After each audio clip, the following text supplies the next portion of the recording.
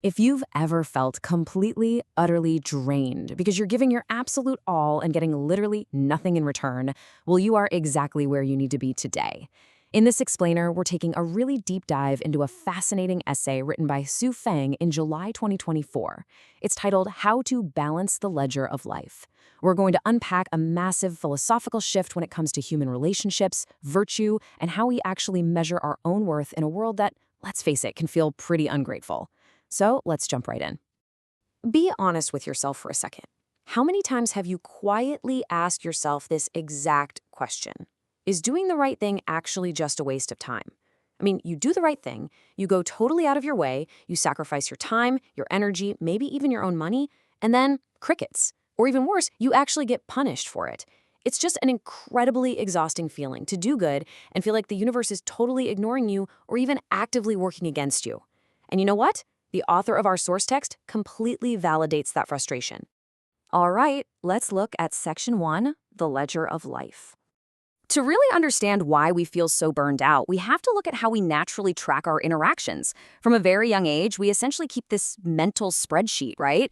We track the daily debits and credits of the favors we do for other people. But let's look at how completely broken this human ledger actually is. Imagine you come across an unconscious elderly stranger on the road. You rush him to the hospital. You literally pay his medical bills out of your own pocket. And the result? You get accused of wrongdoing by him and his family. No good deed goes unpunished, right? Or how about this? You help a friend time and time again, offering your absolute support, asking for zero reciprocation. And what happens? They badmouth you behind your back. Honestly, it makes you just want to throw your hands up. It feels completely, fundamentally broken.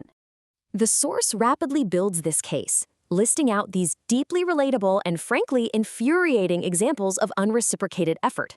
Let's just walk through a few of them. You've got parents loving their children dearly, pouring their entire souls into them, but receiving absolutely no filial piety or respect in return. Is that effort wasted? Husbands doing their absolute utmost to provide food, clothing, housing, health, yet facing constant complaints and even divorce. Is that effort wasted?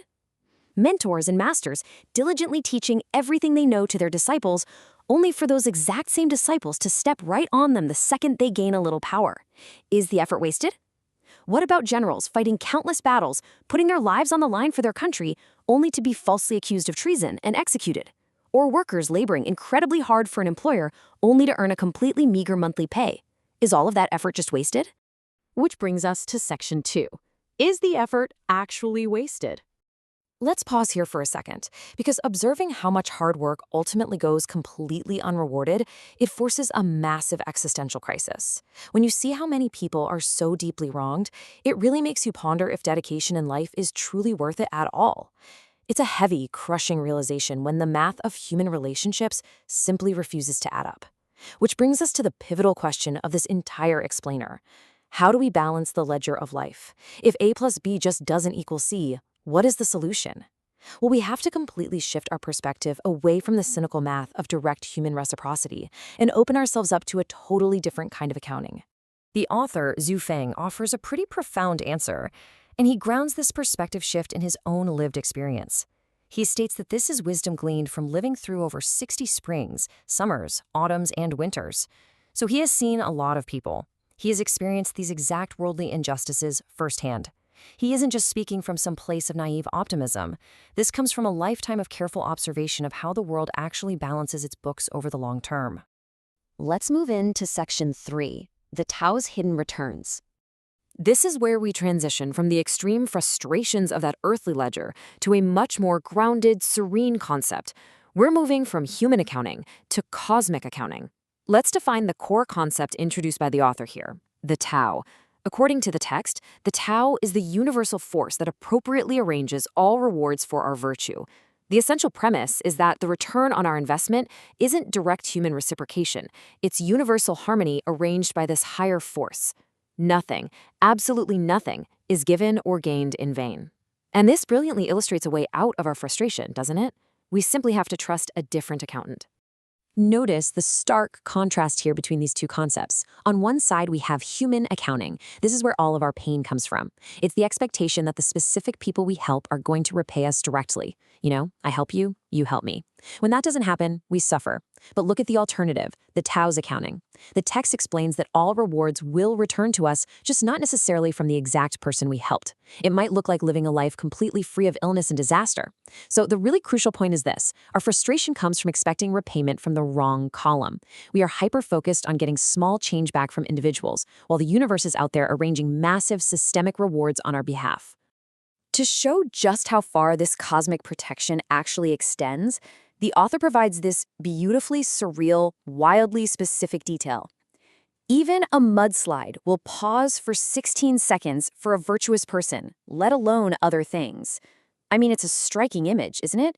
The sheer violent force of nature itself literally hitting the pause button just for a moment to spare someone who has accumulated virtue. It's the author's really profound way of illustrating that the Tao's accounting system governs the very fabric of physical reality. And the reasoning behind that pausing mudslide is detailed right here. The author argues that all things in heaven and earth have consciousness and spirituality. Therefore, if you treat everything kindly, everything is going to treat you kindly in return. Our efforts are never truly lost, because our kindness just naturally radiates outward. It doesn't stop at the ungrateful friend or the cynical stranger. It absorbs into society, into nature, into the cosmos itself, and it bounces back to us in forms we might not even immediately recognize. Which brings us to our final section, the ultimate profit. If we truly accept the Tao's accounting, we have to completely redefine our concept of profit. We are moving entirely past just balancing the math. So how do we actually pull this off? Well, the author lays out some highly actionable steps for navigating those exact moments when you feel terribly wronged or placed in dire straits. Step 1, do not complain about the heavens and the earth. Do not lose heart. Don't become despondent. Step 2, do not regret your initial actions or efforts. Never, ever regret what you did for others, for society, or for nature. And step 3, just continue to display your virtue and strive towards your heartfelt desires. The mandate here is just relentless goodness, completely regardless of the immediate feedback loop. The author actually pleads with the reader through this gorgeous, poetic metaphor. The fragrance of the flowers of virtue will waft directly to the heavenly realm. He wants you to believe these words. He's urging us to believe, with absolute sincerity, that unseen forces truly do recognize genuine goodness. Even when you are in dire straits, even when the ledger looks hopelessly in the red, the fragrance of your good deeds is recognized by the absolute highest levels of the Tao. And that brings us to the author's final definition of success. The text explicitly tells us, do not try to balance the ledger of life. Instead, aim for the real great profit. So what is it? It's attaining selflessness, becoming unselfish, achieving true detachment in this life. The author promises that if you self-improve and self-cultivate to this state, you have made the ultimate profit. The ultimate reward is that your future will be incomparably bright and your happiness will be unending. The self-cultivation itself is the reward.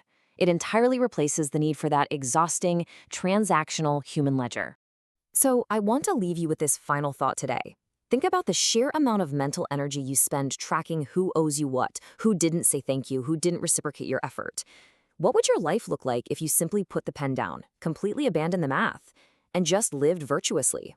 What if you let the universe balance the books for you? It is a challenging idea for sure, but as we've seen from the source today, it might just be the exact key to unending happiness. Keep learning, keep exploring, and we'll see you in the next explainer.